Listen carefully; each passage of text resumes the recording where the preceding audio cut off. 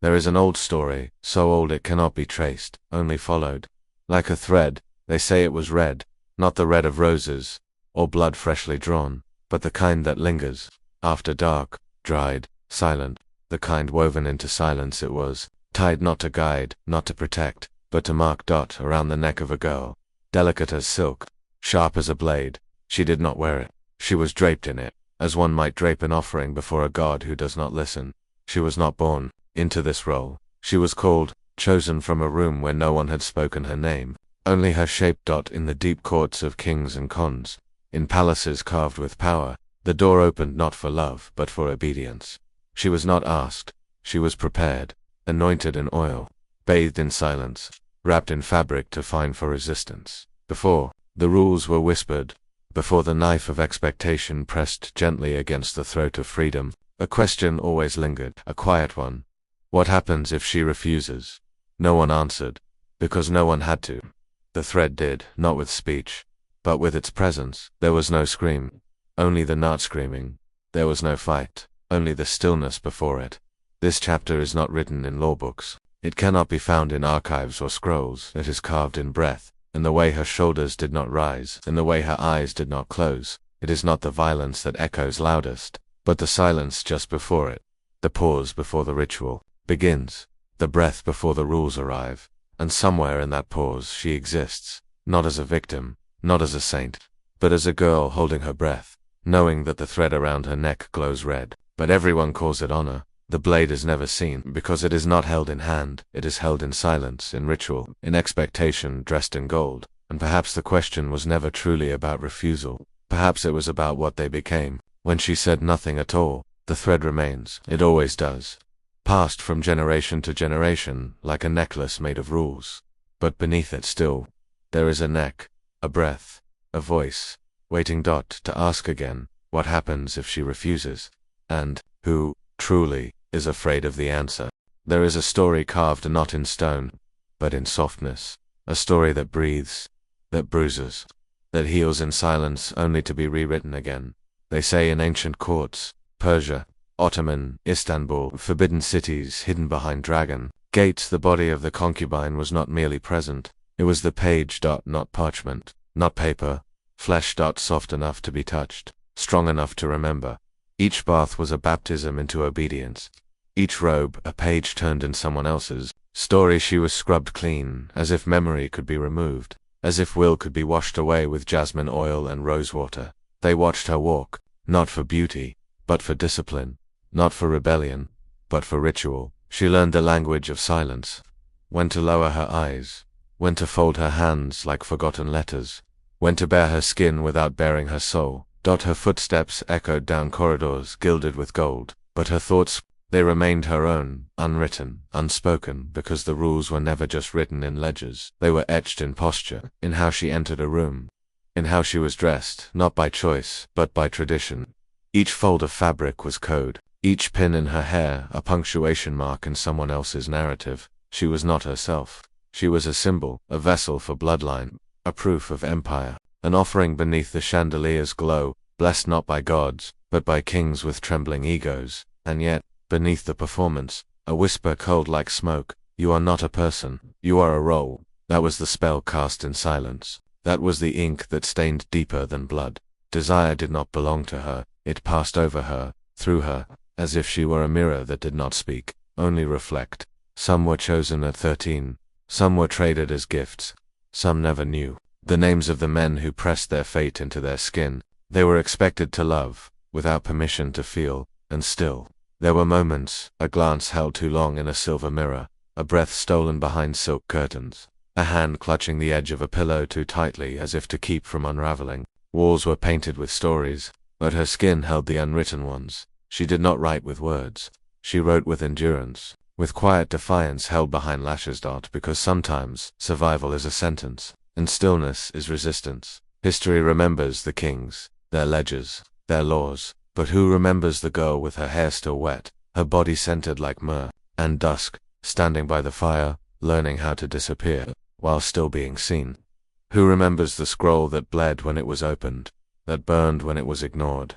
The descent into time is not a fall, it is a surrender, a slow dimming. of one's name, until all that's left is the shape of her curved like calligraphy across centuries. We ask what she felt, we search for her voice, but maybe it wasn't meant to be found.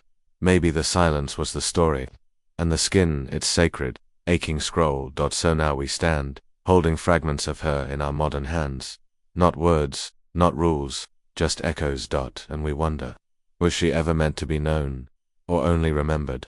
There is an old superstition that if you close your eyes during a storm, the lightning will not find you, but in the palace, the eyes never closed, not truly, not even at night, behind carved screens and velvet curtains. Someone was always watching, not with curiosity but calculation. The eunuchs, the elder concubines, the silent guards who stood like statues, but whose gaze never wavered. They did not speak, they didn't need to. Their presence alone was enough to keep the air still, to keep the laughter low, to keep every girl folded into herself like a letter never sent. A single mistake, a glance too bold, a laugh too long, a step taken, when none was allowed, could be the end, not just of favor, but of breath, of name, of memory. And yet, within this world of rules carved sharp as blades, something flickered. Somewhere a girl blinked too slowly, just slow enough for it to be noticed. Not quite defiance, not quite fear, just a whisper that said, I am still here. Obedience is never perfect, not truly. Even in the stillest rooms, there are breaths held too long, fingers that twitch in dreams, eyes that meet, then look away, but not fast enough. These were the quiet rebellions, the ones without swords, the ones without speeches, just a back turned in silence, a secret shared between glances, a curtain drawn half an inch too far. Older concubines knew, they had seen it before. They had once tried to rebel in whispers too. Now they enforced the silence, but not without remembering what it once felt like to break it. Some did not survive, others learned to fold their resistance into ritual, to hide it in the way they poured tea, or arranged their hair. They became masters of illusion, obedient on the surface, but always watching, because if they could not speak truth, they could still see it, and vision, unspoken, unwavering, is its own kind of power. The guards watched the concubines watched the guards, the eunuchs watched the emperor, and somewhere the emperor watched no one, believing himself unseen, unquestioned, untouchable. But even power cannot stop a glance, or control a heartbeat, or silence the soft ache of knowing you are being seen, not as a person, but as a role. And still, the girls learned to survive, to breathe in rhythm with the silence, to smile in mirrors they did not trust, to wait for morning, for freedom, for something unnamed. Some rules were followed, others were endured, a few were simply survived. This is what history forgets. It remembers who ruled, but not who watched. It remembers laws, but not the long pauses between footsteps in the night. And sometimes, what happens between the rules is where the truth lives, a glance that lingers, a silence that resists, a girl who dares to close her eyes, even when the storm is watching. And now we ask, quietly, what is more powerful, the law written in stone, or the heartbeat that disobeys it?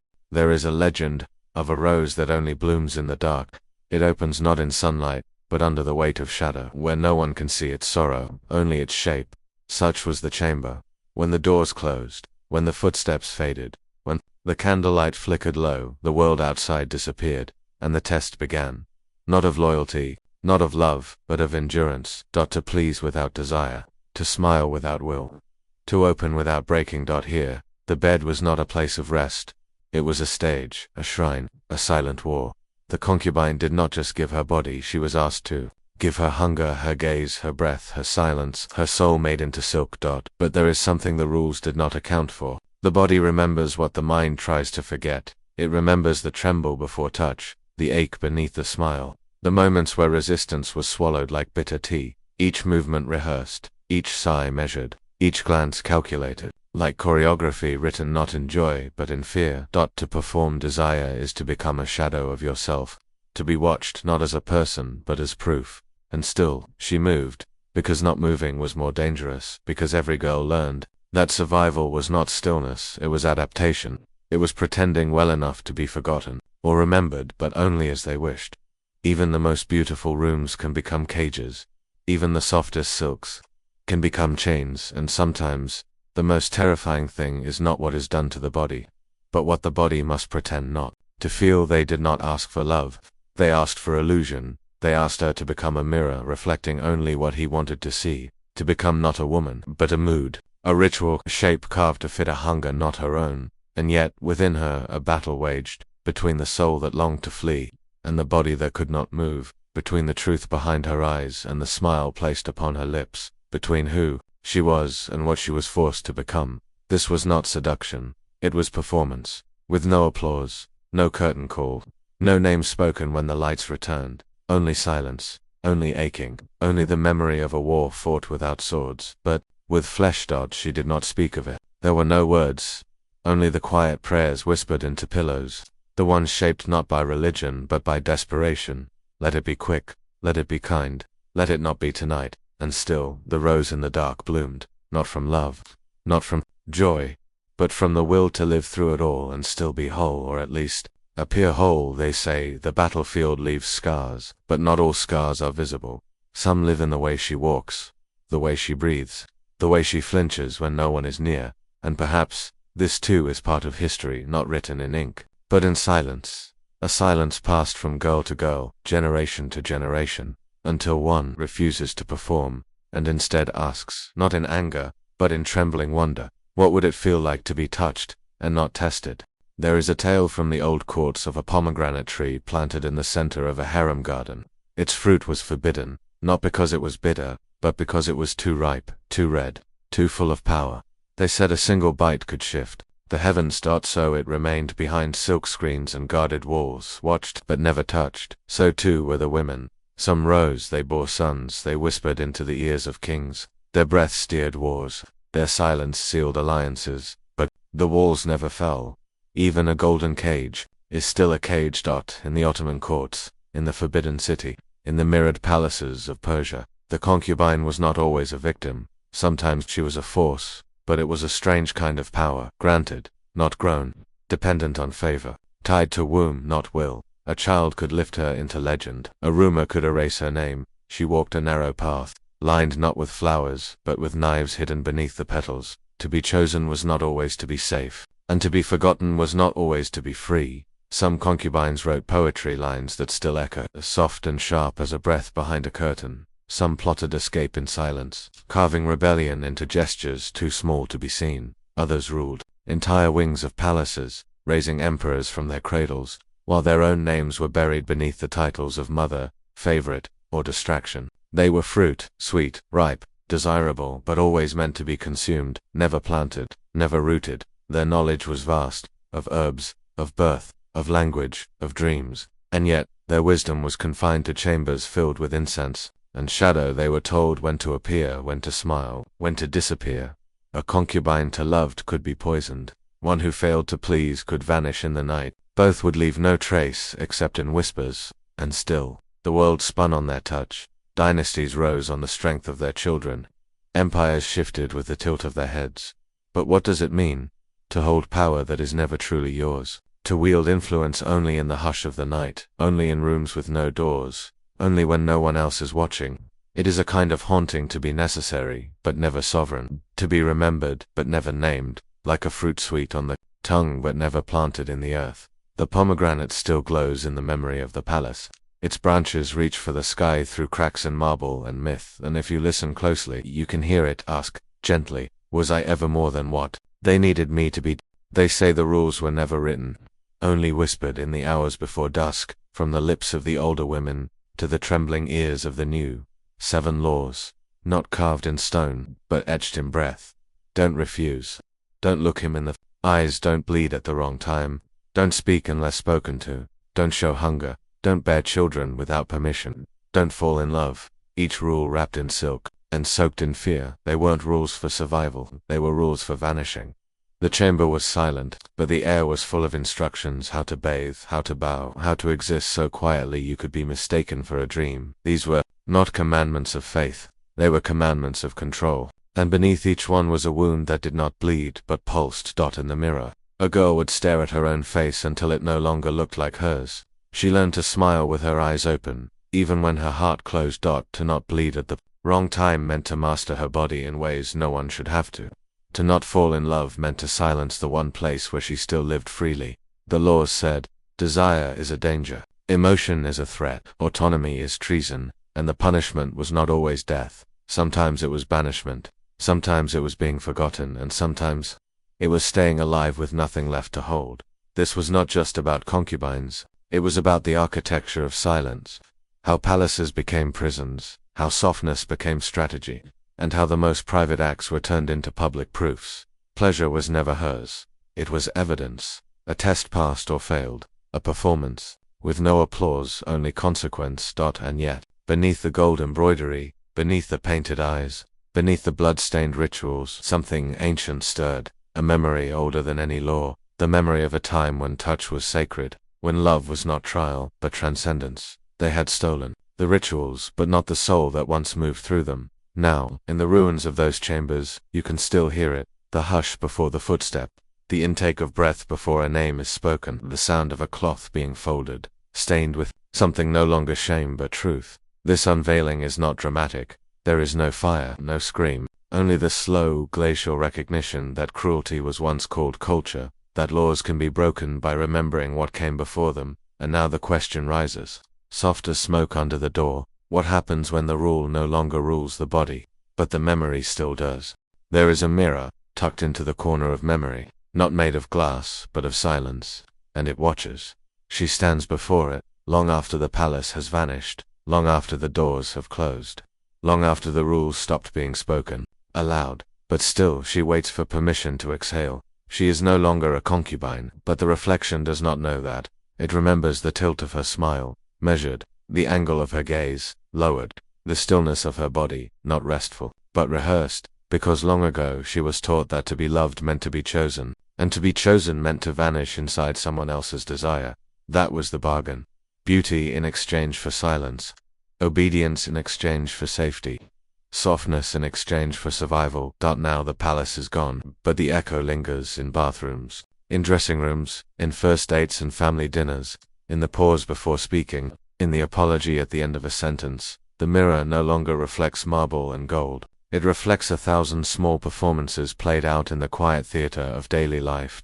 Be pleasing, be good, be small. This is not history, it is inheritance, a concubine's role stitched into modern skin. She scrolls, she smiles, she poses, she waits to be chosen again by algorithms, by glances, by ghosts. And when she dares to displease, there is no emperor to punish her, but the mirror still does, not with violence, with doubt, with the question that never fades. What would you worth, if not your obedience? And yet, something shifts, not loudly, not all at once. A look held too long, a voice that doesn't lower, a face without apology. Small rebellions, like cracks in silver. The mirror does not shatter, it remembers, it always will, but now, it reflects something else too, not just the shape of her silence, but the beginning of her sound, and in that faint, flickering light, a new question waits to be asked. Who are you? When you no longer ask for permission to be. There is a room, it has no windows, no door, only walls made of silk and silence. They say she lived there,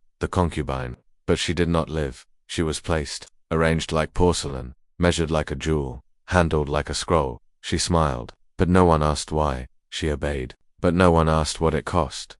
And in that room, where candles burned slow and footsteps echoed like prayers, a question pulsed beneath her skin. What would it feel like to choose? Not to be chosen, but to choose. They called it service. They called it honor. But she knew. Service without self is not virtue, it is vanishing. The rules were precise. Where she stood, when she spoke, what she wore, how she was to undress slowly, never suddenly, like a ritual. But none of them asked, do you want this? No one ever did, because her body was policy, her presence, politics, her silence, tradition. And tradition does not listen. It only remembers, and repeats. Still, in the quiet corners of that room, a voice tried to form. It wasn't loud, it didn't scream. It was the shape of a sigh never released, a wish never spoken aloud, a no that never had a place to land. And so, history forgot to record it, but the soul did not. The soul kept score of every moment she was present but erased. Every time she was touched but not felt. Every time her body said no and the room said nothing. The soul remembers what silence tried to bury. And in this moment, this pause, this soft unspooling of breath, we ask not what happened, but what was never allowed to happen. What was stolen was not just her choice, it was her echo, because a woman without a voice is not history. She is absence, and yet, even absence leaves an outline. Even silence can be a kind of scream, so we listen, not for answers, but for ache, not to the room, but to the shadow it left behind. And we wonder, if no one hears your no, did you ever truly say yes? There is a hush that follows fire, not silence, but the sound of ash settling. They say when the emperor died, his concubines wept, but some were silent, some were buried with him, alive, breathing, unwanted echoes of a crown that no longer glittered. Others were exiled, sent into hills, temples, or madness, because without the man, they were no longer memory, they were risk. A woman who survives power is a danger to it, and so they were erased. One by one, room by room, name by name. But somewhere, in the ruins of the inner palace, beneath wilted petals and rusted gates, a gown still lies folded. It smells of incense and smoke and something older, not grief, not obedience, but release, because the truth was never in the crown, or the silk, or the rules whispered behind jade screens. The truth lived in what they feared most. A woman who outlasted her purpose, and in her survival something shattered. The idea that virtue was silence, that beauty was obedience, that her story was his to finish. But now he is gone, and she is still here, not because she won, but because she endured. She walks through the halls like a ghost, but she is no longer haunted. She is the haunting. Step she takes erases a rule. Each breath she draws undoes a thread once woven to choke her. This is not revenge. It is a funeral, a quiet one. No drums, no mourners, only the slow unraveling of the lie, that these rules were meant to guide her, shape her, protect her. No, they were made to contain her, and what cannot be contained must be buried. But not today. Today, the rules are the ones lowered into the earth, and she watches us, not with triumph, but with stillness. Because power born of fear always burns itself, and when the fire dies down, when the ashes cool, something ancient breathes again. Not law, not tradition, not empire, but a question. Soft, persistent, final. What remains? When obedience is no longer required. There is a tree growing from the stones of a forgotten courtyard. No gardener planted it, no empire gave it permission, but still it rose. Soft roots, breaking hard marble. Green life, where only silence once lived. They do not tell you about the ones who lived, not in scrolls, not in scripts, not in the dusty lines of palace lore, but they existed, like soft embers buried beneath ash, waiting. Some fled in the night, with hair unbound, and names whispered only to the wind. Some stayed quietly shifting the weight of the room with a glance, and some simply survived. But survival is not silence. It is memory moving forward. They remembered what others forgot, that a body is not a contract, and love is not a sentence. They carried stories, not written by men, but carved in breath, in ache, in persistence. One lit a lamp in a village and told the truth. One sang songs that once were banned. One raised a daughter who asked questions no one could answer. All of them left something behind, a thread, not read with ritual, but woven with choice. Because this is not a story of escape. It is a story of return. Return to voice, to name, to desire that is not performed, but felt. No longer concubines, no longer offerings, but women, by their own definition, unwritten, unwatched, alive. And the world did not end when they left the palace. The sky did not fall. The earth did not split. Only the myth cracked, and from its fracture something luminous emerged. Not triumph, not revenge, but a beginning. A name spoken aloud by the one to whom it belonged, a touch unmeasured, a breath unjudged, a gaze that no longer asked for permission. They lived, not in palaces, but in possibility, and even now, they live still in every voice that chooses truth, in every body that refuses to be defined. This is not the end. It never was. It is the soft sound of the door opening, not to a cage, but to the sky. So now we ask, not in mourning, but in wonder, what do we become when no one is watching?